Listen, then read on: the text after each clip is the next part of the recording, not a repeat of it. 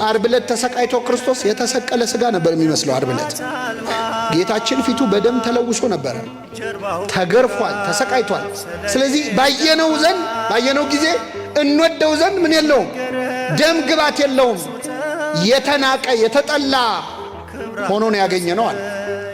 እንደ በግ ለመታረድ ተነዳ፣ በሸላቾቹ ፊት ዝም እንደሚል በግ እንዲሁ አፉን አልከፈተ። በግ ሲሸለጥ ቆዳውን ጸጉሩን ሊሸልጡት ሲጎትቱት አረ ብርድ ነው አትንኩኝ አይልም፣ ዝም ብሎ ነው የሚጎተተው።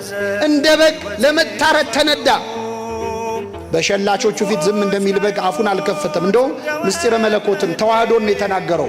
እንደ በግ ለመታረድ ተነዳ ብሎ በሥጋ መሞቱን፣ በሸላቾቹ ፊት ብሎ ደግሞ በመለኮቱ ሕያው መሆኑን። ሲሸለት አይሞትም አይደል በግ። ስለዚህ በመለኮቱ ሕያው በሥጋው ግን መሞቱ፣ ሞተ በሥጋ እንደምንለው ማለት። ይህንን ተናገረ። በሸላቾቹ ፊት ዝም እንደሚል በግ እንዲሁ አፉን አልከፈተም። በውርደቱ ፍርዱ ተወገደ።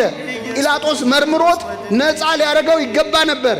መርምሮት ሲጨርስ ግን ክርስቶስ ያን ቀን ተዋርዶ ስለዋለ በውርደቱ ፍርዱ ተወገደ። የቅንነት ፍርድ አልተፈረደለትም። ጌታችን ዓርብ ዕለት የተሰቃየው ስቃይ ለኢሳይያስ ቁልጭ ብሎ ታይቶት ነበር። ከዚያ ምን አለ? ቁስሉን አየና በእርሱ ቁስል እኛ ተፈወስን።